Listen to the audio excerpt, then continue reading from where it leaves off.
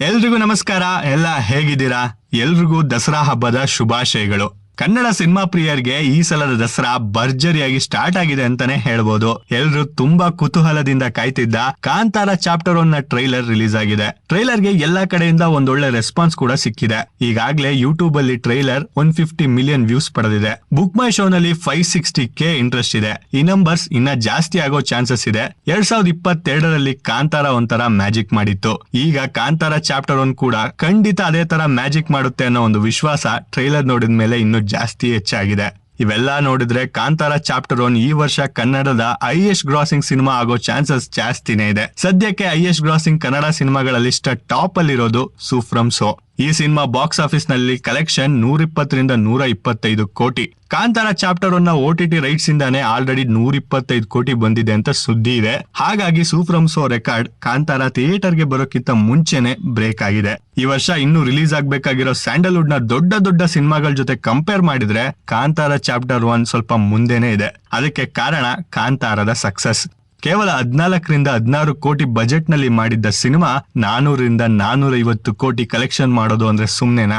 ಹಾಗಾಗಿ ಕಾಂತಾರ ಚಾಪ್ಟರ್ 1 ಮೇಲೆ ತುಂಬಾ ಜಾಸ್ತಿ ಹೋಪ್ಸ್ ಇದೆ. ಬಾಕ್ಸ್ ಆಫೀಸ್ ಅಲ್ಲೂ ಅಷ್ಟೇ ಇನ್ನು ಜಾಸ್ತಿ ಸೌಂಡ್ ಮಾಡೋ ಕೆಪಾಸಿಟಿ, ಕೇಪಬಿಲಿಟಿ ಎಲ್ಲ ಇದೆ ಅಂತ ನಮ್ಗೆ ಅನಿಸ್ತಿದೆ. ರಿಷಬ್ ಶೆಟ್ಟಿ ನಿರ್ದೇಶನದ ಕಾಂತಾರ 2022ರಲ್ಲಿ ಒಂದು ಸಂಚಲನ ಸೃಷ್ಟಿ ಮಾಡಿತ್ತು. ಸಣ್ಣ ಬಜೆಟ್ ನಲ್ಲಿ ಮಾಡಿದ್ದ ಈ ಸಿನಿಮಾ ನೋಡೋಕೆ ಜನ ಥಿಯೇಟರ್ಗೆ ನುಗ್ಗಿದ್ರು. ದೊಡ್ಡ ಮಟ್ಟದಲ್ಲಿ ಜನ ಥಿಯೇಟರ್ಗೆ ಬಂದು ಸಿನಿಮಾ ನೋಡಿದ್ರು. ಈ ಸಿನಿಮಾದ ಫುಟ್ಫಾಲ್ ಕೂಡ ಪ್ಯಾನ್ ಇಂಡಿಯಾ ಮಟ್ಟದಲ್ಲಿ ದಾಖಲೆ ಬರೀತು. ಈಗ ಎಲ್ಲರ ಕಣ್ಣು ಕಾಂತಾರ ಚಾಪ್ಟರ್ 1 ಮೇಲೆ ಇದೆ. ಪ್ರಶ್ನೆ ಏನಂದ್ರೆ, ಇದು 2025ರಲ್ಲಿ ಅತಿ ಹೆಚ್ಚು ಕಲೆಕ್ಷನ್ ಮಾಡೋ ಇಂಡಿಯನ್ ಸಿನಿಮಾ ಆಗುತ್ತಾ ಇಲ್ವಾ ಅನ್ನೋದು. ಈ ವರ್ಷ ಇದುವರೆಗೂ ಹೈಯೆಸ್ಟ್ ಕಲೆಕ್ಷನ್ ಮಾಡಿರೋ ಸಿನಿಮಾಗಳ ಲಿಸ್ಟ್ ನ ಟಾಪ್ 5 ಸಿನಿಮಾಗಳು ಯಾವ್ಯಾವುದು ಅಂದ್ರೆ, ಮೊದಲನೇದು ಚಾವಾ. ಈ ಸಿನಿಮಾ 797 ಕೋಟಿಗೂ ಹೆಚ್ಚು ಕಲೆಕ್ಷನ್ ಮಾಡಿದೆ. ಇದಾದ್ಮೇಲೆ 2ನೇ ಪ್ಲೇಸ್ ಅಲ್ಲಿ ಇರೋದು ಸಯ್ಯಾರ. ಈ ಸಿನಿಮಾ 579 ಕೋಟಿಗೂ ಹೆಚ್ಚು ಕಲೆಕ್ಷನ್ ಅನ್ನ ಮಾಡಿದೆ. ಇನ್ನು 3ನೇ ಪ್ಲೇಸ್ ಅಲ್ಲಿ ಇತ್ತೀಚೆಗೆ ಬಂದ ಕೂಲಿ ಸಿನಿಮಾ ಇದೆ. ಇದರ ಕಲೆಕ್ಷನ್ ಅಂದಾಜು 500ರಿಂದ 600 ಕೋಟಿ ಅಂತೆ. ಇನ್ನು 4ನೇ ಪ್ಲೇಸ್ ಅಲ್ಲಿ ಮಹಾವತಾರ ನರಸಿಂಹ ಇದೆ. ಈ ಸಿನಿಮಾದ ಕಲೆಕ್ಷನ್ 324 ಕೋಟಿಗೂ ಹೆಚ್ಚು.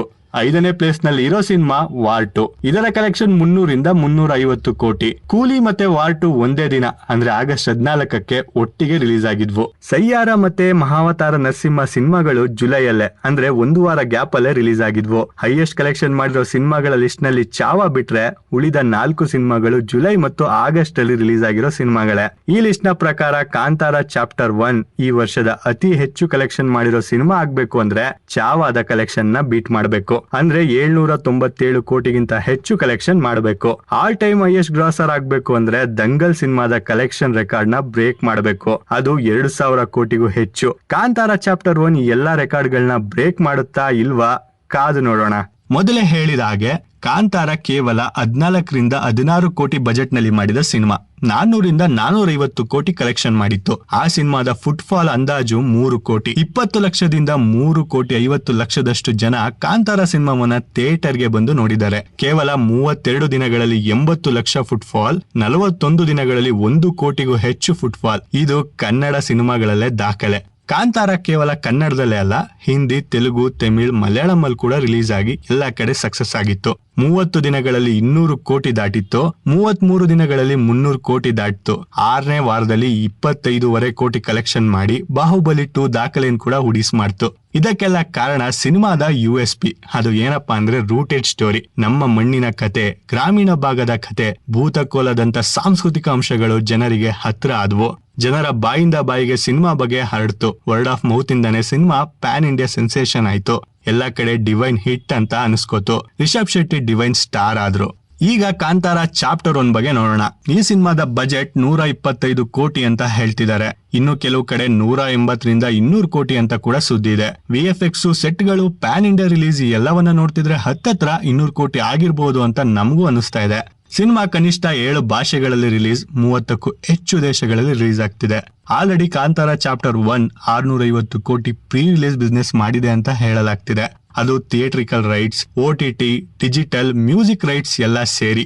ಈಗ ಟಿಕೆಟ್ ಪ್ರೈಸ್, ಫುಟ್ಫಾಲ್ ಎರಡನ್ನೂ ಕ್ಯಾಲ್ಕುಲೇಟ್ ಮಾಡಿ ಥಿಯೇಟರ್ ನಲ್ಲಿ ಎಷ್ಟು ಕಲೆಕ್ಷನ್ ಮಾಡಬಹುದು ಅಂತ ಒಂದು ಅಂದಾಜು ಲೆಕ್ಕ ಹಾಕಿ ನೋಡೋಣ. ಕಾಂತಾರನ 2022ರಲ್ಲಿ 3,50,00,000 ಜನ ನೋಡಿದ್ದಾರೆ ಅನ್ಕೊಳ್ಳಿ. ಆವರೇಜ್ ಟಿಕೆಟ್ ಪ್ರೈಸ್ ₹120 ಅನ್ಕೊಂಡ್ರು 420 ಕೋಟಿ ಕಲೆಕ್ಷನ್ ಆಗುತ್ತೆ. KGF 2 ಜೊತೆ ಕಂಪೇರ್ ಮಾಡೋದಾದ್ರೆ KGF 2 ನ 7 ಕೋಟಿ ಜನ ನೋಡಿದ್ದಾರೆ. ಆವರೇಜ್ ಟಿಕೆಟ್ ಪ್ರೈಸ್ 160 ಅಂತ ಅನ್ಕೊಂಡ್ರು 1,200 ಕೋಟಿ ಕಲೆಕ್ಷನ್ ಆಗುತ್ತೆ.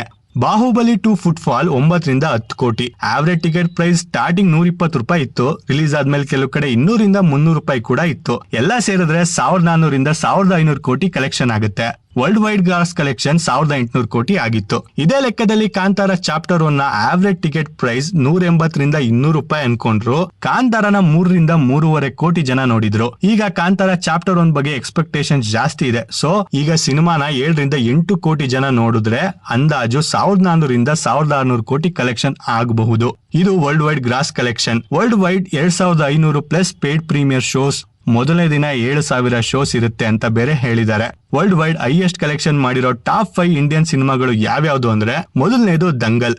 ಇದು 2,000 ಕೋಟಿ ಕಲೆಕ್ಷನ್ ಮಾಡಿದೆ. ಇದು ಚೈನಾದಲ್ಲಿ ಜಾಸ್ತಿ ಕಲೆಕ್ಷನ್ ಮಾಡಿತ್ತು. ಇದರ ಬಜೆಟ್ 70 ಕೋಟಿ. ಎರಡನೇದು ಬಾಹುಬಲಿ 2. ಇದರ ಕಲೆಕ್ಷನ್ 1,800 ಕೋಟಿ, ಬಜೆಟ್ ಬಂದು 250 ಕೋಟಿ. ಮೂರನೇದು RRR. ಇದರ ಕಲೆಕ್ಷನ್ 1,200 ಕೋಟಿ, ಬಜೆಟ್ 450 ಕೋಟಿ. ನಾಲ್ಕನೇದು KGF 2. ಇದರ ಕಲೆಕ್ಷನ್ 1,200 ಕೋಟಿ, ಸಿನಿಮಾ ಬಜೆಟ್ 100 ಕೋಟಿ. ಐದನೇದು ಪಠಾಣ್. ಇದರ ಕಲೆಕ್ಷನ್ 1,050 ಕೋಟಿ, ಸಿನಿಮಾ ಬಜೆಟ್ 250 ಕೋಟಿ. ಈ ಎಲ್ಲಾ ನಂಬರ್ಸ್ ನ ಇಂಟರ್ನೆಟ್ ಅಲ್ಲಿ ನೋಡಿ ಹೇಳ್ತಿರೋದು. ಆಮೇಲೆ ನೀವು ನಿನ್ಗೇನ್ ಪ್ರೊಡ್ಯೂಸರ್ ಬಂದ್ ಹೇಳಿದ್ನ ಅಂತ ಕಮೆಂಟ್ ಅಲ್ಲಿ ಕೇಳಬೇಡಿ. ಈಗ ವಿಷಯಕ್ಕೆ ಬರೋಣ. ಕಾಂತಾರ ಚಾಪ್ಟರ್ 1 ಈ ಎಲ್ಲಾ ಸಿನಿಮಾಗಳಿಗಿಂತ ಜಾಸ್ತಿ ಕಲೆಕ್ಷನ್ ಮಾಡಬಹುದು. ಕಾಂತಾರ ಚಾಪ್ಟರ್ 1 ಮಲ್ಟಿಪ್ಲೆಕ್ಸ್ ಮಾತ್ರ ಅಲ್ಲ, ಸಿಂಗಲ್ ಸ್ಕ್ರೀನ್ ಗಳಲ್ಲೂ ಹೌಸ್ಫುಲ್ ಆಗೋ ಚಾನ್ಸಸ್ ಇದೆ. ಕಾಂತಾರ ತರಾನೇ ವರ್ಡ್ ಆಫ್ ಮೌತ್ ಇಂದ ಫುಟ್ ಫಾಲ್ ಜಾಸ್ತಿ ಆದ್ರೆ ಖಂಡಿತ ಕಾಂತಾರ ಚಾಪ್ಟರ್ 1 ಒಳ್ಳೆ ಕಲೆಕ್ಷನ್ ನ ಮಾಡುತ್ತೆ. ಆಲ್ರೆಡಿ ಪ್ರೀ ರಿಲೀಸ್ ಬಿಸ್ನೆಸ್ 650 ಕೋಟಿ ಆಗಿದೆ ಅನ್ನೋ ಸುದ್ದಿ ಇದೆ. ಇದರಲ್ಲಿ ಕರ್ನಾಟಕ ರೈಟ್ಸ್ ಇಂದ 110 ರಿಂದ 120 ಕೋಟಿ, ಆಂಧ್ರ ಸ್ಟೇಟ್ಸ್ ಇಂದ 100 ಕೋಟಿ, ನಾರ್ತ್ ಇಂಡಿಯಾ ಇಂದ 120 ರಿಂದ 130 ಕೋಟಿ, ತಮಿಳುನಾಡು ರೈಟ್ಸ್ ಇಂದ 25 ರಿಂದ 30 ಕೋಟಿ, ಕೇರಳ ಇಂದ 15 ರಿಂದ 18 ಕೋಟಿ ಬಂದಿದೆಯಂತೆ. ಓವರ್ಸೀಸ್ ಲೆಕ್ಕ ನೋಡಿದ್ರೆ ನಾರ್ತ್ ಅಮೆರಿಕಾ ರೈಟ್ಸ್ ಇಂದ 40 ರಿಂದ 45 ಕೋಟಿ, UAE ಗಲ್ಫ್ ಕಂಟ್ರಿಯಿಂದ 18 ರಿಂದ 20 ಕೋಟಿ, ಯುರೋಪ್ ರೈಟ್ಸ್ ಇಂದ 12 ರಿಂದ 15 ಕೋಟಿ, ಆಸ್ಟ್ರೇಲಿಯಾ ಮತ್ತು ನ್ಯೂಜಿಲೆಂಡ್ ರೈಟ್ಸ್ ಇಂದ 8 ರಿಂದ 10 ಕೋಟಿ, ಉಳಿದ ದೇಶಗಳಿಂದ 5 ರಿಂದ 7 ಕೋಟಿ ಬಂದಿದೆ ಅನ್ನೋ ಸುದ್ದಿ ಇದೆ. ಟೋಟಲ್ ಓವರ್ಸೀಸ್ ರೈಟ್ಸ್ ಇಂದ 85 ರಿಂದ 95 ಕೋಟಿ ಬಂದಿರಬಹುದು. ಎಲ್ಲ ಲೆಕ್ಕ ಹಾಕಿದ್ರೆ 450 ರಿಂದ 480 ಕೋಟಿ ಆಗುತ್ತೆ. OTT ರೈಟ್ಸ್ 125 ಕೋಟಿ, ಸ್ಯಾಟಲೈಟ್ ರೈಟ್ಸ್ 70 ಕೋಟಿ ಅಂತೆ. ಎಲ್ಲಾ ಸೇರಿ 650 ರಿಂದ 680 ಕೋಟಿ ಆಗುತ್ತೆ. ಸಿನಿಮಾ 30ಕ್ಕೂ ಹೆಚ್ಚು ದೇಶಗಳಲ್ಲಿ ರಿಲೀಸ್ ಆಗ್ತಿದೆ. Specially USA, Europe, middle East market ನ ಟಾರ್ಗೆಟ್ ಮಾಡಿದ್ದಾರೆ. ಟಿಕೆಟ್ ಪ್ರೈಸ್ ಬೇರೆ ಜಾಸ್ತಿ ಆಗಿದೆ. 2022ರಲ್ಲಿ 120 ಇದ್ದದ್ದು ಈಗ 180 ರಿಂದ 200 ರೂಪಾಯಿ ಆಗಿದೆ. ಅದಕ್ಕಿಂತ ಜಾಸ್ತಿ ಕೂಡ ಆಗಬಹುದು. ಯಾಕಂದ್ರೆ ಮಿನಿಮಮ್ 200 ರೂಪಾಯಿ ಟಿಕೆಟ್ ಪ್ರೈಸ್ ಮಾಡಬೇಕು ಅಂತ ಗೌರ್ಮೆಂಟ್ ಮಾಡಿದ್ದ ರೂಲ್ಸ್ಗೆ ಕೋರ್ಟ್ ಇಂದ ಸ್ಟೇ ಬಂದಿದೆ. ಹಾಗಾಗಿ ಮಲ್ಟಿಪ್ಲೆಕ್ಸ್ ಗಳಲ್ಲಿ ಟಿಕೆಟ್ ಪ್ರೈಸ್ ಜಾಸ್ತಿ ಆಗುತ್ತೆ.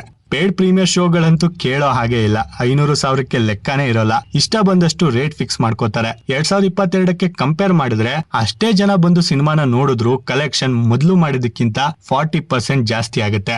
ಕೊನೆಯದಾಗಿ ಹೇಳೋದಾದ್ರೆ ಕಾಂತಾರ ಸಣ್ಣ ಸಿನಿಮಾ ಆಗಿದ್ರು ದೊಡ್ಡದಾಗಿ ಸೌಂಡ್ ಮಾಡಿತ್ತು. ಈಗ ಕಾಂತಾರ ಚಾಪ್ಟರ್ 1 ದೊಡ್ಡ ಬಜೆಟ್, ದೊಡ್ಡ ಎಕ್ಸ್ಪೆಕ್ಟೇಷನ್ಸ್ ಜೊತೆ ಬರ್ತಿದೆ. Footfall plus ticket price plus pan India ಹಂಗಾಮ, ಈ ಎಲ್ಲಾ ಮ್ಯಾಟ್ರ್ ಸೇರಿ ನೋಡಿದ್ರೆ ಇದು 2025ರಲ್ಲಿ ಅತಿ ಹೆಚ್ಚು ಗಳಿಕೆ ಮಾಡಿದ ಭಾರತೀಯ ಸಿನಿಮಾ ಆಗೋ ಸಾಧ್ಯತೆ ಜಾಸ್ತಿ ಇದೆ. ನೀವೇನಂತೀರಿ? ಕಾಂತಾರ ಚಾಪ್ಟರ್ 1 ಟಾಪ್ ಗ್ರಾಸರ್ ಆಗುತ್ತಾ ಇಲ್ವಾ ಅಂತ ಕಮೆಂಟ್ ಮಾಡಿ ತಿಳಿಸಿ. ಇನ್ನು ಸ್ಯಾಂಡಲ್ವುಡ್ ನಲ್ಲಿ ಈ ವರ್ಷ ರಿಲೀಸ್ ಆಗ್ಬೇಕಾಗಿರೋ ದೊಡ್ಡ ಸಿನಿಮಾಗಳು, ಪ್ಯಾನ್ ಇಂಡಿಯಾ ಸಿನಿಮಾಗಳು ಯಾವ್ಯಾವ್ದು ಅಂತ ನೋಡಿದ್ರೆ ಧ್ರುವ ಸರ್ಜಾ ಮತ್ತು ಪ್ರೇಮ್ಸ್ ಅವರ KD ಇದೆ. ಶಿವಣ್ಣ, ಉಪೇಂದ್ರ, ರಾಜ್ಬಿ ಶೆಟ್ಟಿ ಆಕ್ಟ್ ಮಾಡಿರೋ ಅರ್ಜುನ್ ಜನ್ಯ ಅವರ ಡೈರೆಕ್ಷನ್ ನಲ್ಲಿ ಮೊದಲನೇ ಸಿನಿಮಾ 45 ಇದೆ. ಶಶಾಂಕ್ ಮತ್ತು ಡಾರ್ಲಿಂಗ್ ಕೃಷ್ಣ ಅವರ ಕಾಂಬಿನೇಷನ್ ನ ಬ್ರಾಟ್ ಇದೆ. ಸುದೀಪ್ ಅವರ ಮಾರ್ಕ್ ಕೂಡ ಇದೇ ವರ್ಷ ರಿಲೀಸ್ ಆಗುತ್ತೆ ಅಂತ ಹೇಳಿದ್ದಾರೆ. ದರ್ಶನ್ ಅವರ ಡೆವಿಲ್ ಕೂಡ ಇದೇ ವರ್ಷ ಡಿಸೆಂಬರ್ ನಲ್ಲಿ ರಿಲೀಸ್ ಆಗುತ್ತೆ. ಆಲ್ರೆಡಿ ರಿಲೀಸ್ ಡೇಟ್ ನ ಅನೌನ್ಸ್ ಕೂಡ ಮಾಡಿದ್ದಾರೆ. ಟಾಕ್ಸಿಕ್ ಬರೋದು 2026ಕ್ಕೆ. ಈ ಸಿನಿಮಾಗಳು ಕೂಡ ರಿಲೀಸ್ ಆಗಿ ಸೂಪರ್ ಡೂಪರ್ ಹಿಟ್ ಆಗಿ 1,000-2,000 ಕೋಟಿ ಕಲೆಕ್ಷನ್ ಮಾಡಿದ್ರೆ ನಮ್ಗೆ ಖುಷಿನೇ. ಯಾಕಂದ್ರೆ ಎಲ್ಲಾ ಸಿನಿಮಾಗಳು ಕನ್ನಡ ಸಿನಿಮಾಗಳೇ. ಮತ್ತೊಂದು ಸಲ ಹೇಳ್ತಿದೀವಿ, ನಾವು ಹೇಳಿರೋ ನಂಬರ್ಗಳು ಇಂಟರ್ನೆಟ್ ನಲ್ಲಿ ಸಿಕ್ಕಿರೋ ಮಾಹಿತಿಯಿಂದ ತಗೊಂಡಿರೋದು. ಪ್ರೊಡಕ್ಷನ್ ಹೌಸ್ ಕಡೆಯಿಂದಾನೋ ಅಫಿಷಿಯಲ್ ಆಗಿನೋ ಅನೌನ್ಸ್ ಮಾಡಿರೋದಲ್ಲ. ವಿಡಿಯೋ ಇಷ್ಟ ಆಗಿದ್ರೆ ಲೈಕ್ ಮಾಡಿ, ಶೇರ್ ಮಾಡಿ. ಇದೇ ತರ ಇಂಟ್ರೆಸ್ಟಿಂಗ್ ಕಂಟೆಂಟ್ಸ್ಗೆ ಸಬ್ಸ್ಕ್ರೈಬ್ ಆಗಿ. Thanks for watching.